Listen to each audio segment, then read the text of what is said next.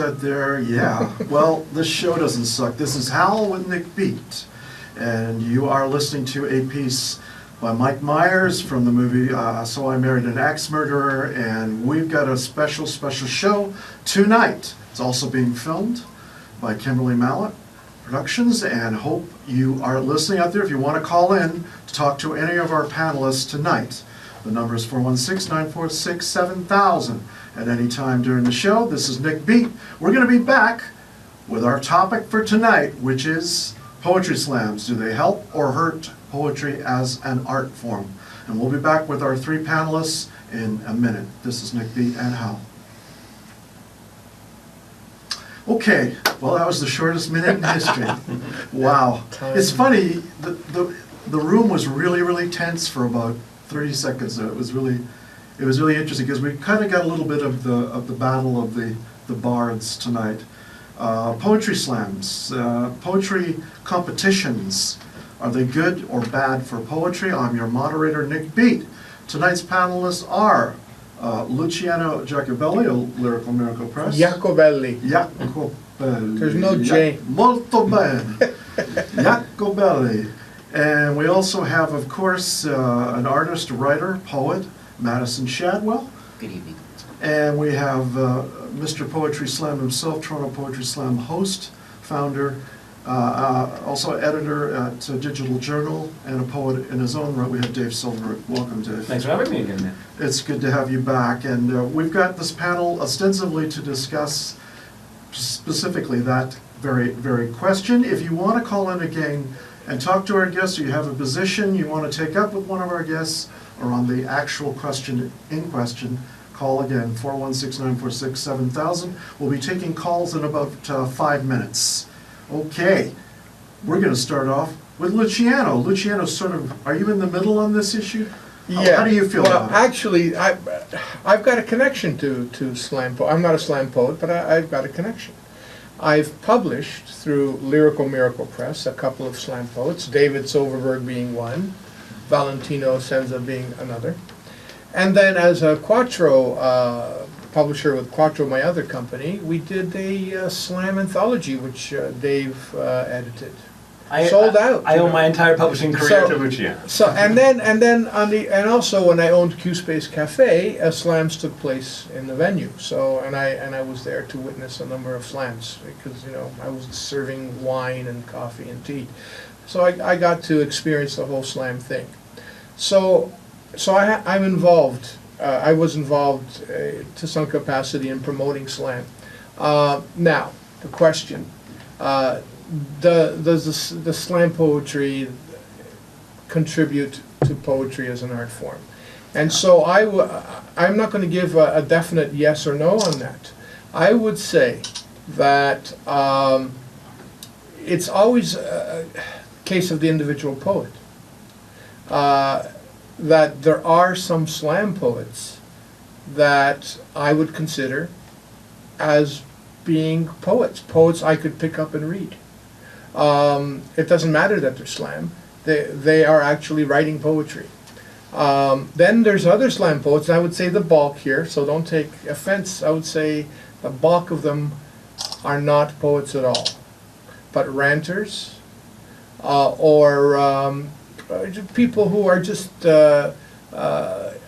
performing their feelings. I wouldn't call that poetry. So the short answer is it depends on the actual slam artist as to whether they are contributing to the art form of poetry or not. But I would say on the whole though that what passes for slam poetry I would not necessarily rank as poetry. Okay. I'd say only the exceptional piece, the exceptional poet, slam poet, I would consider a poet. Okay. That's Luciano Giacobelli, or Giacobelli, I should say. Giacobelli. Giacobelli, you gotta taste it, man. Mucho Italiano. Vanzita. Anyway, I hope you're enjoying the show so far. As we have our guest panelists again. If you just joined us, it's Luciano Giacobelli. And we have Madison Shadwell, and we have Dave Silverberg, and we're taking calls within about 2 minutes. 416-946-7000 if you want to talk to our guests or address this issue. They have a long history. A lot of people don't know that Poetry Slams started a long, long time ago. The Irish tribal communities had it back in 900 AD. They would, instead of fighting each other, they would literally get poets from either side because there was a long tradition of bardic poetry by the chieftains, and they would have competitions that way. And also the Scandinavians, the same thing with the skalds, would have competitions. And there's a long history of it. But Dave, I wanted to ask you before we get to your position, Poetry Slams, where did they start? What are they? Sure. Poetry Slams began in Chicago when a construction worker named Mark Smith around 30 years ago decided that he wanted to make poetry a bit more exciting. He was seeing a lot of the same people at poetry readings, quiet candlelit rooms, berets, light finger snapping, and just this kind of politeness and non-energy that he felt was sapping poetry as an art form. So he created a tournament whereby poets would take the stage, perform their poetry, and randomly pick judges from the audience would score each poem between 0 to 10, and basing their judgment both on content and performance. So in the poet's mind, they had to perform their poem, but also has to be well written, and that's what the judges were basing their judgment on.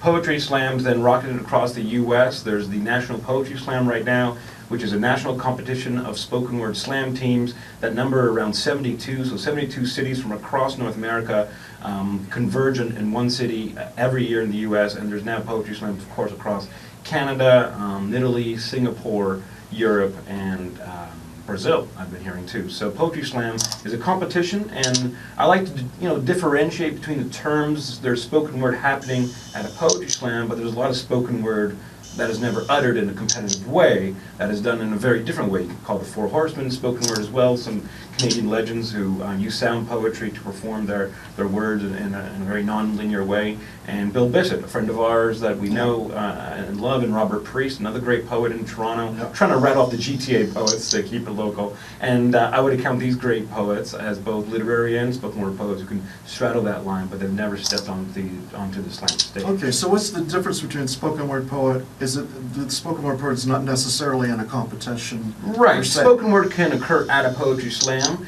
and some people call slam poetry the art of creating poetry to win poetry slams or to perform solely at these competitions like we have at the Drake Hotel every 2 weeks.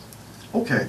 What do you think of, before we get to Madison, what do you think of Luciano's more centrist position on it? How do you take that? I don't think he's entirely wrong. I think poetry slams, by its definition, is a glorified open mic. You're allowing anyone to take the stage. They don't have to be known to you. They don't have to pre-register. They don't have to have a certain pedigree of talent. And that is going to invite people who've never read for the first time, people who are rappers, who want to try out some of their words a cappella, people who are in the drama and theater scene, who might not have any writing experience but a lot of performance experience and want to try out a new monologue. So sometimes poetry slams are tryouts, are open mics, but the cream rises to the top, and by the third round, when the judges have decided who they enjoy most, you see some talent that I think rivals some of the best stuff we've seen at, let's say, the Harborfront Reading Series. Okay. This is Nick Beat. If you just joined us, you just heard Dave Silverberg, our panelist Luciano Jacobelli, and of course Madison Shadwell. Madison, you wanted to, what's your position on it before we define what a poet actually is within the society that we're living in right now? What's your position? I guess I'm the designated adversary in this particular situation. And I agree with both gentlemen thus far. They've both made some very valid points. Luciano, in regards to talking about how there are a lot of bad poets, though, that do show up at these things. I think what's important to discuss with that point is ultimately it's content. I think content has a lot to play with the situation, and that's where they're lacking. I think they don't know what to say. Okay. And again, part of that is due to also not having points of reference, literary points of reference. I've been to poetry slams and tried to get discussion going and asking people, who are some of your favorite poets. Normally they don't have a favorite poet or a favorite period. So they don't understand the literary heritage that I think genuine, authentic poets, you know, realize that has to be there. I mean, at some point you have to compare yourself to the greats. And a lot of these events are just ultra subjective, and therefore objectivity is left at the door. So. Okay. And in regards to what you were saying, one thing is you were talking how a lot of actors show up and so on and so forth, and I think one of the problems that I have with poetry slams essentially is the fact that it's more theater, it's even more comedic, and it's not the performance on the stage that should move you, it's the words that should move you. So, you know, those kind of attributes have a place already. You can go to a comedy club and deliver your material there, or you could act on stage, and I find that the line is blurred there, and that gets in the way sometimes of enjoying the events as well. Dave? Well, I would definitely say that a line that we have in our Poetry Slam anthem, that is the reading we do before we start every Poetry Slam, is that the best poet always loses.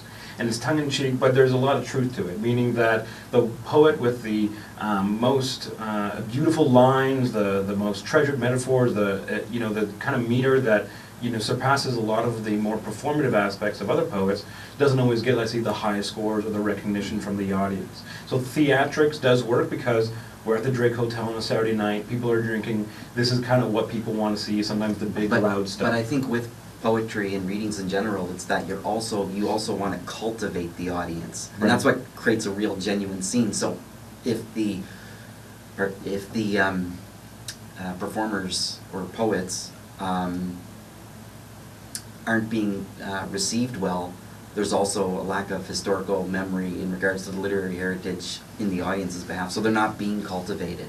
So in a way, the job of the poet is to relate the current cultural circumstances to the masses, and they need to be able to deliver that in a very structured way where there's discipline. I find that most of these things are very undisciplined. And that's how you can cultivate. Yeah, actually, And then we'll take a call. yeah, I want to sort of support you on a couple of the things that you've said. Actually, the problem with slam is the contest component at times, because what you're doing is you're competing and you're playing to an audience, right? Whereas I think the best poets have the audience play to them. The great writers, do not try to get the audience approval. The audience has to rise up to them. That never happens with slam poetry. Actually, a couple of times I've seen some challenging poets go up there, but the audience is generally stunned at it. They don't know how to react, and they don't win the contest because they're not accessible. Whereas a great poet sometimes, forces the audience, lifts the audience up with them. So that's something that doesn't occur in slam poetry. I'm also an educator, and I was a full-time teacher for the longest time and taught creative writing and poetry. And if somebody in one of my courses had discovered slam poetry before they discovered the other poets that you were talking about, there was no way to ever turn them back, to make them read T.S. Eliot or Wallace Stevens, because they believed, oh, that's all academic stuff. Or they use the word page poetry. They always had a term to denigrate the classics. Yeah, or we live in an anti-intellectual society. And so they said, if it's not accessible, this would be the retort to me. If it's not accessible, it's not good. If you can't understand it, it's not good. It should be challenging. I'm going to disagree with one thing you said. There is too much content in slam poetry. It's all content. It's all message. Yeah. It's all message. It's all feeling. It's not really about the use of words. It's all about getting your heart out. And it's all content driven. And that's the other issue I have. Okay. With some of the These slam. You get far too much confessional poetry Oh, yeah. It's far too confessional. It's overtly emotional. And what I'm saying and what I'm suggesting, and I'm not saying that the slams are, should be rid of, but maybe to get that under wraps. Again, it's the words. It's the power of the word. It's spoken word. It's the word. Thanks for your call, Valentine. We actually got to move on to our next caller. Thanks so much for your input. Really appreciate it, Val. Cheers. Take care. Thank you. I Go ahead, George. wanted to add something too, we're at an age in history where language is under the microscope, okay? And mostly because language in the past has been seductive. It's language that brought us into wars. It's language that's created all sorts of abuses and injustices. So the modern poet has an obligation, and that is to look at language. That is to put it under the microscope and make sure that language is not used as a tool of seduction. Slam is all about seduction. That's my objection to it, is that the poets aren't they're there to seduce the audience, to win the award. So it's already set up as seduction. And it's seduction also by giving the audience what it is they want to hear, in terms of all the politically correct angles, all the Very good issues, point, so very it's good seduction there. But the other seduction is that it's language that doesn't question itself. It's language at face value. And the best slam poets, of course, are the ones that do not use language at face value, but they are few and far between. And so, back to your original question, on the whole, does slam poetry contribute and add to the art? And it does both. It actually dissolves and dilutes the art of poetry. It's like the pharmacon. And it also, at the same time, can bring it up, depending on the poet. It's what Derrida talked about, the pharmacon. It's both the poison and the cure simultaneously. Yeah. Okay, we'll have to hold on that thought and for Dave's reply to that. This is Nick Beat on CIUT 89.5 FM on your dial. This is Hal, Spoken Word Show. Our topic tonight, poetry slams, do they help or hurt poetry as an art form? Rogers Cable 946 and Star Satellite channel 826. And this show will also be broadcast eventually on YouTube, and we're having it filmed by Kimberly Mallet. It'll be edited later by Penelope Smith. So hope you're enjoying the show. And if anybody wants to call and talk to our panelists, 416-946-7000. So yeah, okay. Luciano made an excellent point. We had a little bit of a commercial interruption. Dave, what would you say to what Luciano had made? Sure, just to fill everyone in, Luciano said that the majority of slam poetry dilutes poetry as a whole.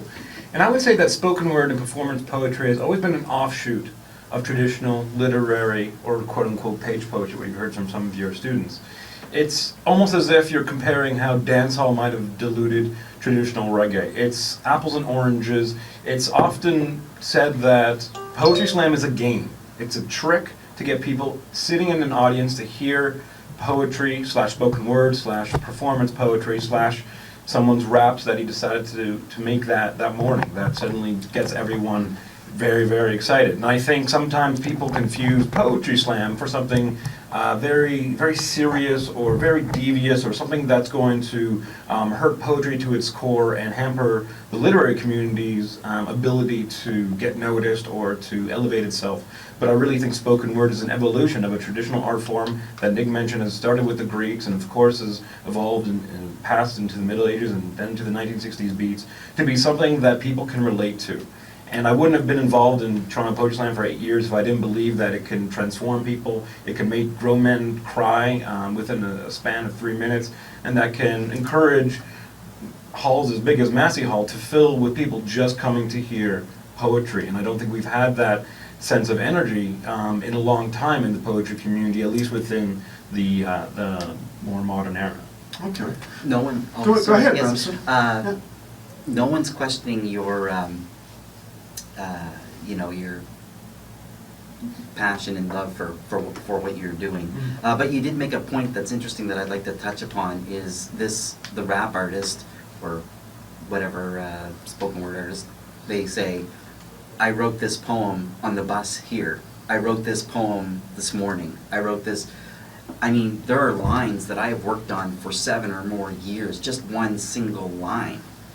And very few people, I think, have the ability to run something significant off in that matter of time. I mean, I would say it depends on the pedigree of the talent, but sometimes spoken word can have that umbrella that lets people perform no matter the background, no matter the either talent level or history of poetry that they might have not but we learned. also, another point that I want to make is that we have to be weary of positivity for positivity's sake. That reinforcement, because some people, they just don't have the talent and ability, and there's never any critical analysis. Everyone's afraid to give critical analysis. And That's the actually- moment you do, the defense mechanisms seem to go up, and that also slides over into the But poetry actually, the meetings real as well. reason that Poetry Slam became so popular is that it allows the audience to have a say in the art form. And that's something that a lot of people don't understand, is that the audience is encouraged to boo, to hiss, to let the artist know when they like a certain line, when they like a certain metaphor. So the audience is very much not sitting on their heels or not vocalizing how they're feeling about poetry, and there's almost instant feedback that a poet gets, whether a certain line or a certain poem or a certain phrasing resonates with the audience, and they can either take that with a grain of salt and say, you know, that's just a sampling of the audience, that's not a judgment on my poetry, or they can say, hey, maybe that rhyme scheme didn't flow so well, maybe that line didn't hit as well as I thought it would and didn't have that impact because the audience weren't reacting. But, And it's hard so to you're, get that you're reaction. telling me that the slam poet, from a boo or a hiss, is able to get that kind of articulation? Yes, very, very much so, and they can I- actually, I I felt have to it, argue that I don't believe that that's the Actually, case. I felt it myself, the point that I anytime. made before the commercial break was the point about seduction. Mhm. That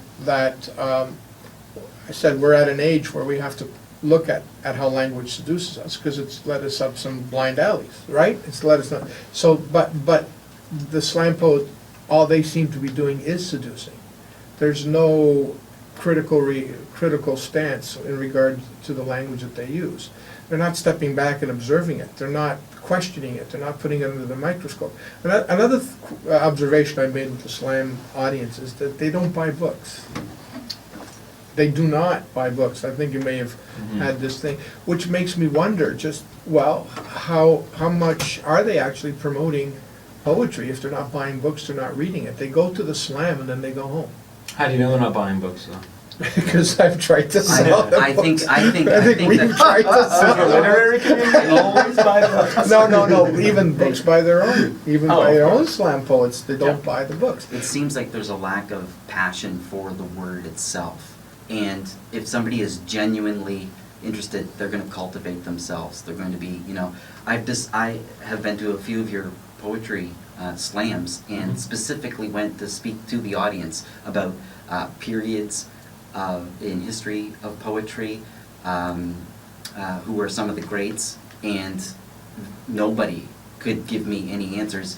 Usually, the answer you usually get is, I like everything, and that goes for music too. Oh, what do you listen to? I listen to everything. Oh, you do? Like what? Oh, if it's on the radio, I enjoy it. Or I like rock. Oh, well, who do you like? You know, rock. If it's on, I won't turn it off. So they don't have any points of reference. They're not cultivated. And that's what I'm talking about. But I think we have to realize that spoken word, even though it's steeped in history, its modern form as slam poetry is very young. And so they don't have a lot of reference points to go back to if they were grown up in a spoken word community, if the community of slam poetry was the one that they were born into and kind of cultivated them. No, by going back to the greats, back to the greats, that's what's going to strengthen them. That's where it's at. Oh, I That's totally what I'm agree. saying. It's just that they don't Yeah. always have that access that That's what I'm you saying. and The me points- might have had. I'm completely self-cultivated. When I was 16, actually, one of the most important days of my life, I skipped school and went to the library as usual. And upon a table, pretty much changed my life forever. There were 3 books. There was a Dictionary of Symbols by C.E. Surlott, Sigmund Freud's Civilization and Its Discontents, and a Carl Jung biography. And those changed, but you have to be, like I say, in love with the word.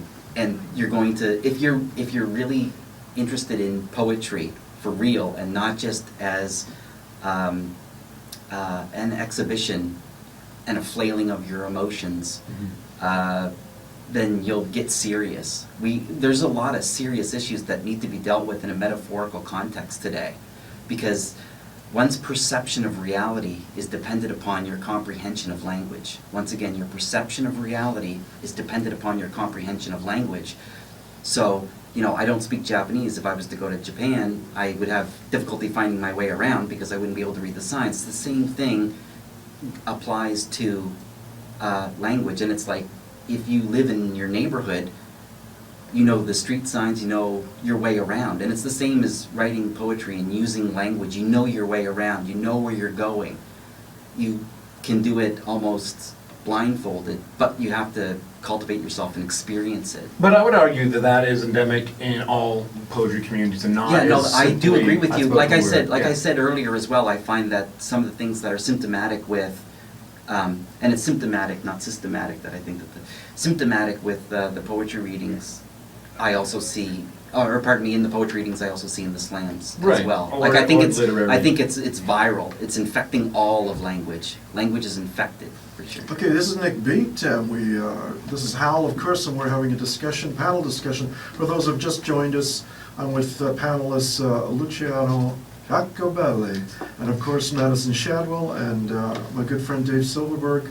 And we are here discussing a central point, which is do poetry slams hurt or help poetry? We have a caller. Of poets going to slams and slam artists going to poetry readings. I think there's a bit of a crossover. But part of the problem is again, once again, the lack of points of reference and cultivation and a willingness to open up and listen to somebody else and perhaps even take a critique without being defensive. And more than just a boo or a hiss, but an actual, genuine, authentic, well-articulated critique. And the problem with today's society also is that clarity can come off as aggressiveness. So if somebody speaks with clarity and elegance, a lot of people perceive that as aggressive. And I mean, that's how far down, how degraded language has become. Dave? I think I'll go back to what Luciano said, is that there's going to be a lot of drivel at poetry slams. There's going to be a lot of poets that taint the experience that Madison might have experienced at a poetry slam, but the great poets, and maybe they don't always go to poetry slams, whether they're spoken word or otherwise, are ones that do take words into careful consideration, who elevate their talent, who have that curiosity to learn more about poetry than just beyond the spoken word artists among them, and you just have to dig to find them out. It's easy to kind of paint everything with a broad brush, and I've committed the same foul many times with the literary community, but I've learned that it's as multifaceted as any community in the art scene in Toronto, and that you have to do a bit of work to find the artists that resonate with you and that you feel accomplish and give honor to the art of word. And I can rattle off some names here, but I think it's worth it for a lot of people out there interested in spoken word or a literary poetry to put some work into finding the artists and the scenes that they feel very comfortable with. Banu, thanks so much for calling in. Really appreciate your phone call and and what you were saying. Thank you, Banu, very much. Okay, take care. This is Nick Beat on CIUT's Hal. Hope you're enjoying our discussion. In about 5 minutes, we're going to take another musical break, and then I'll be back with all my announcements. There's like a ton of them, and some stuff that I'm doing this week actually, and performing. So, I think that another way to rephrase the question is slam poetry taking us one step backwards rather than forward in terms of the craft of poetry, and sometimes it does take us backwards. If an audience member is hooked on slam poetry and thinks that poetry is all about gushing it out, outpouring, all about putting your feelings down, politically correct sentiments, saying them loudly, saying them theatrically, if they think that is a poetic engagement, then they're wrong. That is not the true poetic engagement. I think it's fair to say that's one type of poetic engagement. But it doesn't- do those people stay there? That's the question. Do they ever go beyond that point? Do they ever say, you know what, maybe it isn't this, maybe there's more, maybe, let me explore where else language has been. Stefan And that's where the Mallarmé, culture. Baudelaire, Yeah, but Rimbaud, my Eliot. fear, Dave, is that they stay there.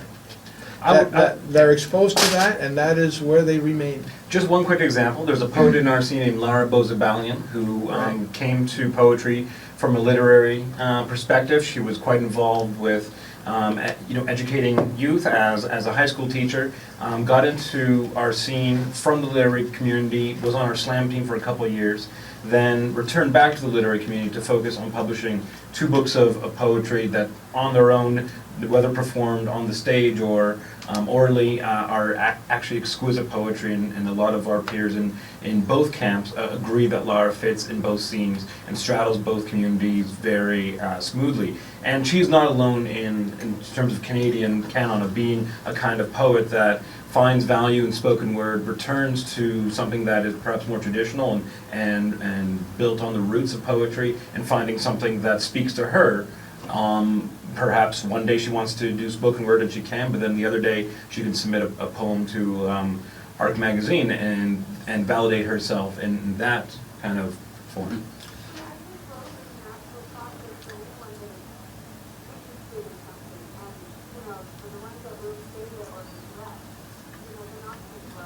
But without the points of reference being, exhibited, without access to the points of reference, they're not going to be able to excavate, Is there something about I'd the like to- slam structure that prevents growth? That's the question. Is there something Mhm. about the whole format, the whole system of slam that doesn't encourage that moving forward, but I think encourages the there? It's some of what you're talking about, the over-emotive expression gets in the way of language. The language should be doing that itself. I'm sorry. And that's why you move into theater. I'm sorry. It's kind of narcissistic. It's narcissistic. Yeah. Glory. Yeah. Narcissistic. Sorry to cut India, Ivy. Thanks so much for calling in. Really appreciate your input, big time. By the way, in about 10 minutes upcoming is Sex City on still so CIUT programming, so stay tuned for that. We got about 10 minutes left in our show. I think what I'm going to do is leave the music for the end of the show, and maybe do a few announcements just before I introduce the next song. This is by Arlene Paculin. We'll be playing that in about 5 minutes. Go ahead, Madison. Okay. Well, before we close this evening, I'd like to read a poem for my muse, Nicoletta. It's entitled First Evening. I brought this poem to demonstrate some of my technique. It's a sonnet. It's heroic couplets, iambic pentameter, and the use of iambic pentameter is, of course, that the tidum tidum tidum tidum is Like the rhythm verse. of the heartbeat. It's the heartbeat. So this is a love poem. It's from the heart. The iambic pentameter, and then the heroic couplets in a sonnet form. First evening. Upon a bench before the moon-drenched haunt, an ideal hangout beauty to vaunt, courier of the drowsy messages, like walls of the permission vestiges, in a theta rhythm of desire, flames of dream choreography of fire. From her cinematic flares smoke spires, slow dance the dance of passion inspires, his lonely night. A sudden flare ignites, gray matter ticking, sensual delights. The timing of a fluid thing, and all in all things exist as patterns football. To recall, if you believe in the muse, action at a distance, sparked like a fuse.